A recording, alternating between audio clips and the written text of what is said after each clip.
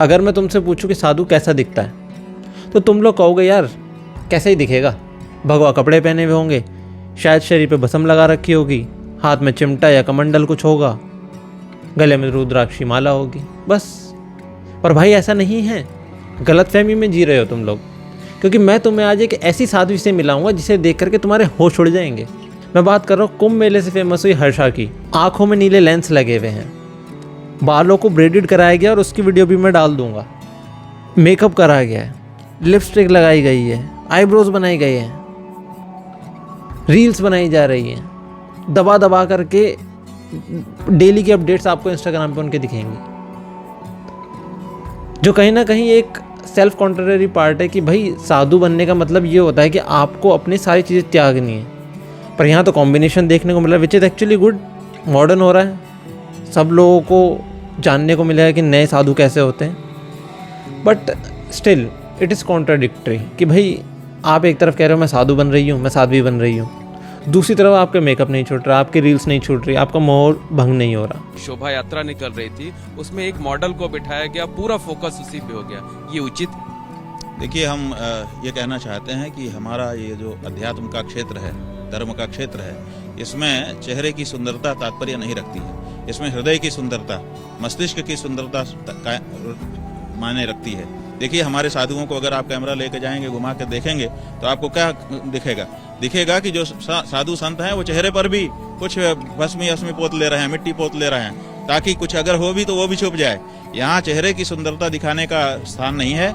अगर कोई ऐसा कर रहा है तो इस धर्म क्षेत्र को विकृत कर रहा है। बिल्कुल बचना चाहिए, और ऐसे लोगों को जिनका अधिकार नहीं है उनको भगवा पहनने की अनुमति नहीं देना चाहिए। तो हो सकता है कि सिंपल सा फंडा हो, महाकुंभ में जा रही हूँ, बहुत लोग आएंगे, हज़ारों कैमरे होंगे, लोग मुझे देखेंगे, ऑब्वियस है कि जब 100 आदमियों के बीच में एक सुंदर साध्वी बैठी हुई होगी तो लोगों की नज़र जाएगी। सिंपल सा फंडा है, देखो, this is how human mind functions.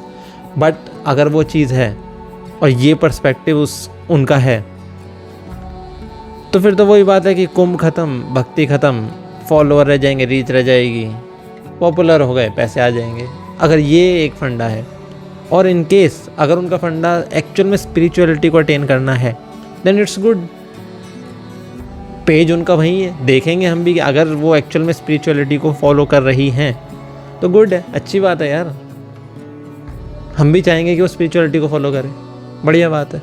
और दूसरी तरफ एक और बाबा फेमस हुए जिनका नाम है अभय सिंह उर्फ IIT बाबा। कोने में ये बैठे हुए थे जब रिपोर्टर की इन पर नज़र पड़ी, और रिपोर्टर ने इनसे पूछा कि आपका क्या कहना है इन चीज़ों के बारे में, अध्यात्म, स्पिरिचुअलिटी, बाबा कैसे बने, ये सब।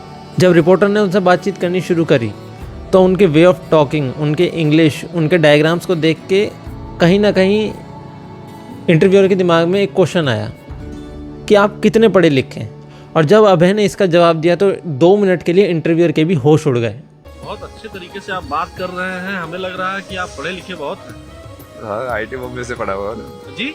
IIT बॉम्बे से एरोस्पेस इंजीनियरिंग किया ना मैंने। IIT मुंबई से हाँ, एरोस्पेस इंजीनियरिंग। क्योंकि ये बंदा IIT बॉम्बे से एरोस्पेस इंजीनियरिंग करे बैठा है, और ये बैठा कहाँ है, कुंभ में, क्या बन के, एक बाबा। अब ये चीज़ें अगर एक जगह रख के सोचोगे 2 मिनट के लिए, रिपोर्टर को भी समझ नहीं आया कि वो कहाँ खड़ा है और किससे बात कर रहा है, क्योंकि वो तो ये सोच के बात करने आया था कि एक बाबा होगा, अध्यात्म की 4 बातें करेगा। पर उस भाई ने तो ज्ञान ही पेल दिया कि मैं तो एरोस्पेस इंजीनियरिंग करे बैठा, वो भी IIT बॉम्बे से। अपने आप में बहुत बड़ी अचीवमेंट है ये।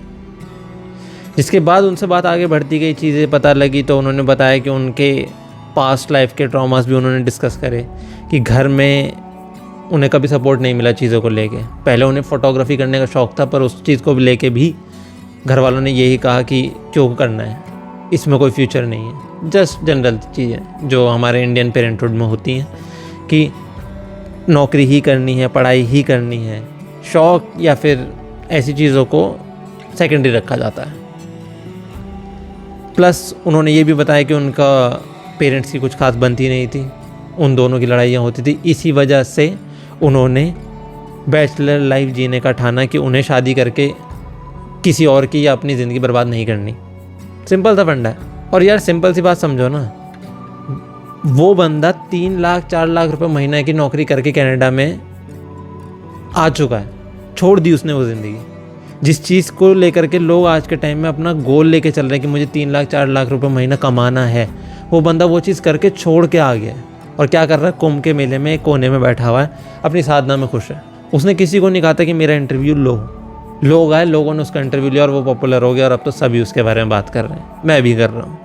अब देखो ये कहना मुश्किल है कि दोनों में से कौन सही है या गलत है, या एक्चुअल में वो लोग स्पिरिचुअलिटी की राह पे चल रहे हैं, या ये सिर्फ महाकुंभ के थ्रू फॉलोअर गेन करने की एक टेक्निक थी। We can't say. आने वाले टाइम में पता लग जाएगा। अगर ये लोग इसी राह पे मेंटेन रहते हैं then actually they are on that path, और नहीं रहते हैं तो ठीक है।